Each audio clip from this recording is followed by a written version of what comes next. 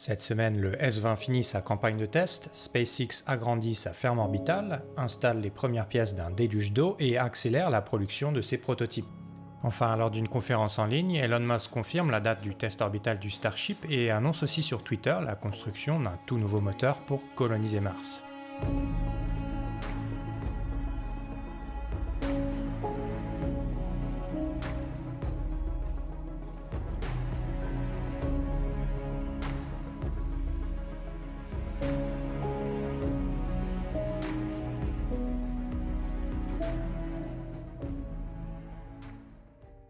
Hey, bienvenue sur cette nouvelle Starship Update. On commence notre petit tour de la Starbase sur le site de lancement pour faire le point sur les derniers tests du S-20.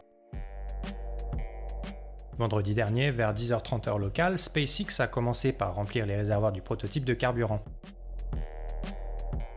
Moins d'une heure plus tard, le second étage du Starship a craché un panache de flammes impressionnant en effectuant un test de préallumage, aussi appelé pre-burn test. Si l'on compare les images à celui effectué le 22 octobre dernier, on voit clairement la différence entre les deux tests. En effet, c'était cette fois-ci la toute première fois qu'un prototype démarrait avec 6 moteurs simultanément.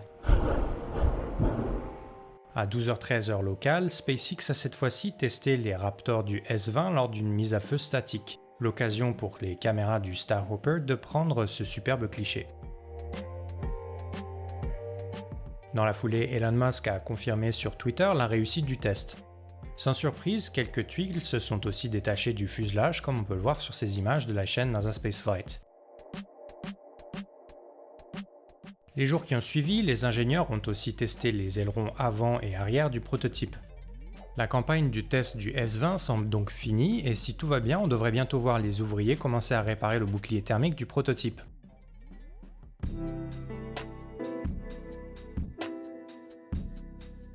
Sur la ferme orbitale du Starship, SpaceX continue les travaux sur les réservoirs géants, aussi appelés GSE. Depuis un mois maintenant, les livraisons d'azote, d'oxygène et de méthane liquide s'enchaînent sur le site à une cadence impressionnante. Comme on le voit sur ce graphique de Starbase Deliveries, les livraisons d'oxygène sont en constante augmentation depuis plus de 5 semaines. Les ouvriers poursuivent leur travail pour tester et raccorder les nombreux conduits cryogéniques du site. De nouveaux éléments continuent d'être livrés sur la Starbase, preuve que la station-service géante n'est pas encore complétée à 100%. Près de l'entrée du site, le mur qui sépare la route de l'ancienne piste d'atterrissage a d'ailleurs été détruit. Cette opération pourrait permettre d'étendre les installations de stockage de carburant du Starship. Un mystérieux conduit a d'ailleurs été installé pour contourner la digue qui protège les fameux GSE. Pour cette raison, certains membres de la communauté comme Zach Golden pensent que l'ancienne zone d'atterrissage servira en fait de zone de déchargement pour le méthane. On en saura peut-être un petit peu plus sur ce nouveau chantier la semaine prochaine. Sur le pas de tir orbital, ces tubes métalliques ont récemment été livrés sur le chantier. Avec leurs sections percées à intervalles réguliers, ces pièces nous intéressent car elles pourraient faire partie du futur système de déluge d'eau de la table orbitale. Sur cette autre photo, ces sections en forme de W pourraient être du même diamètre et pourraient venir s'intercaler entre chaque pilier du pas de tir du Starship comme on peut le voir sur ce schéma de SpaceX 3D Creation. Pour alimenter le système en eau, SpaceX serait en train de raccorder la table de tir avec ses longues conduites d'eau de couleur noire.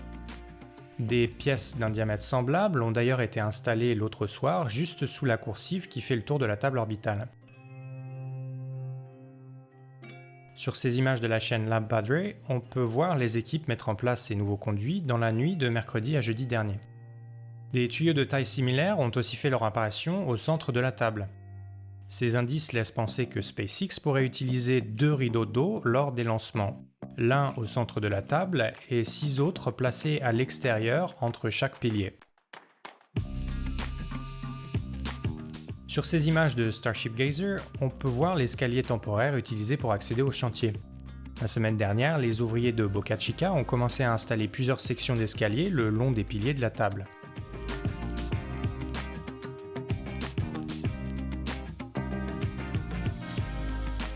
Comme on peut le voir sur cette avant-après, un total de 8 sections ont été empilées et soudées les unes aux autres. Avant de pouvoir tester le booster B4, les ouvriers de la Starbase doivent donc d'abord finir l'OLP, un élément particulièrement complexe à construire, comme le confirme Elon Musk sur Twitter. Les tests qui vont suivre seront certainement passionnants, alors pour être certain de ne rien manquer, n'hésitez pas à vous abonner à la chaîne et à activer les notifications.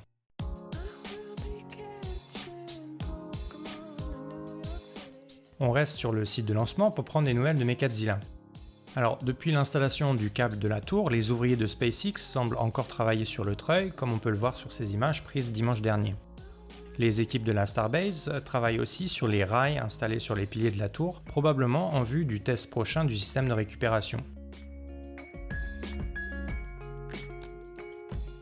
Pour préparer le premier vol orbital, de nouvelles pièces sont installées sur le QD Arm, cette pince géante qui servira à ravitailler en carburant le second étage du Starship.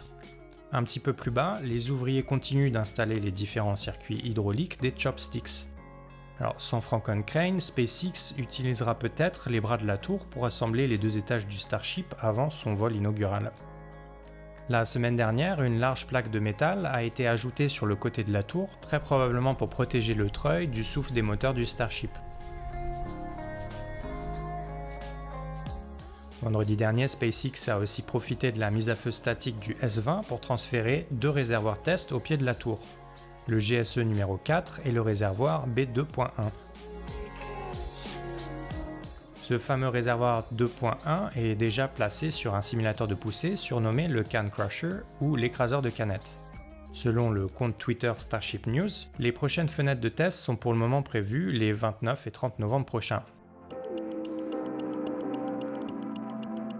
On reste sur le fameux Stage 0 pour prendre des nouvelles du prototype B4. Cette semaine, les ouvriers travaillent encore sur les COPV, ces bonbonnes de gaz qui serviront au démarrage des 9 Raptors centraux du booster. Sur la même image, on peut voir le panneau de ravitaillement sur lequel viendra se fixer le Quick Disconnect de la table orbitale pour faire le plein du Super Heavy. Pour protéger les moteurs, SpaceX continue l'installation des protections thermiques comme on peut le voir sur ces deux photos. Tout comme les câbles qui longent le fuselage du Super Heavy, les COPV seront eux aussi protégés, notamment par ces capots aérodynamiques déjà aperçus à plusieurs reprises sur le chantier. En attendant le feu vert de la FAA, SpaceX ne ralentit pas la cadence et on se demande même comment ils vont stocker tous ces prototypes. En effet, sur le site de production, de nouvelles bouteilles COPV ont été livrées et plusieurs pièces des futurs boosters ont déjà été repérées, notamment cette section du B7. Devant les tentes du site de production, les ouvriers ont aussi assemblé les deux parties du dôme avant du booster B6.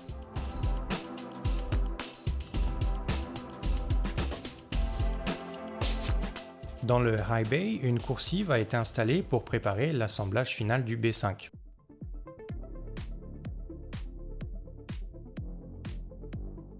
Toujours sur le site de production, les équipes de Boca Chica inspectent la coiffe du S-21 pour remplacer les tuiles endommagées et dans le Mid-Bay, l'assemblage du S-22 a commencé.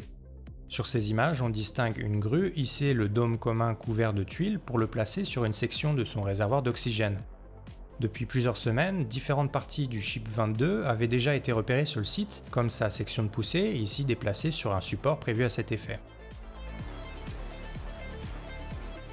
Le dôme avant, couvert de laine minérale, a aussi été aperçu, ainsi que le dôme commun du S-22, cette fois-ci couvert des fameuses Starbricks. Sur ces images, on constate que le système FTS a déjà été installé sur le fuselage. Ces deux boîtiers pressurisés abriteront la charge explosive utilisée pour détruire la fusée en cas de problème. Sur ce diagramme de Brendan Lewis, on constate que 6 nouveaux prototypes sont actuellement en construction, les Ship S-21, S-22, S-23 et leur booster Super Heavy B5, B6 et B7. Entre-temps, de nouvelles poutres ont été livrées sur la Starbase pour continuer l'assemblage du White Bay qui progresse rapidement. Dans l'actu de cette semaine, Elon Musk a aussi participé à une conférence en ligne diffusée sur YouTube jeudi dernier. J'ai retenu pour vous quelques informations qui me semblaient intéressantes. The first orbital flight we're hoping to do in January, and we'll be complete with the launch pad and launch tower later this month, and then we'll do a bunch of tests in December and hopefully launch in January. there's a lot of risk associated with this first launch, so I would not say that it is likely to be successful, but I think we'll make a lot of progress. On vient de le voir, selon Elon Musk, le pas de tir pourrait être fini à la fin du mois et le vol inaugural du Starship aurait donc lieu en janvier 2022. En effet, selon une récente publication de la FAA, l'agence fédérale pense finir l'examen environnemental du projet d'Elon Musk d'ici le 31 décembre 2021. Parmi les autres informations intéressantes à retenir, SpaceX espère effectuer 12 lancements l'année prochaine et prévoit l'envoi de 2 à 3 Starships vers Mars avant de tenter une mission habitée. Toujours selon Elon Musk, le lanceur pourrait être opérationnel en orbite basse dès 2023 et chaque lancement coûterait 10 fois moins cher que celui d'une Falcon 9. Musk évoque aussi le développement d'un alliage spécial, l'Inox 300X, et confirme par la même occasion que SpaceX travaille à la conception d'un télescope géant qui pourrait être placé en orbite par le Starship. Pour voir l'interview complète, je vous laisse le lien en description de cette vidéo. Cette semaine sur Twitter, le patron de SpaceX a posté cette photo des 29 Raptors installés sous le B4. On distingue notamment les protections thermiques récemment installées sous la jupe du prototype. Mercredi, Elon Musk a aussi posté le message suivant. Le Raptor 2 présente des améliorations significatives à tous égards, mais une refonte complète de son design est nécessaire pour créer le moteur qui pourra rendre la vie multiplanétaire. Si on en croit ce tweet, un tout nouveau moteur semble donc en cours de développement. Un moteur qui serait spécialement conçu pour répondre aux contraintes d'un projet fou, coloniser Mars. Alors à votre avis, est-ce que c'est un peu de la science-fiction, un coup de com', ou est-ce que SpaceX a réellement identifié un problème avec le Raptor pour aller sur Mars? N'hésitez pas à me dire ce que vous en pensez en commentaire. Voilà, pour finir cet épisode, une petite info de dernière minute, puisque la nuit dernière, SpaceX vient en fait d'assembler les 2 réservoirs du prototype B5 dans le High Bay. Et c'est tout pour cette semaine. Comme d'habitude, merci de rester fidèle à la chaîne. Je vous souhaite une très bonne semaine et je vous dis à dimanche prochain. Ciao! Abonne-toi, c'est gratuit et ça soutient la chaîne. Je te laisse. Ce montage était laborieux, je vais dormir maintenant.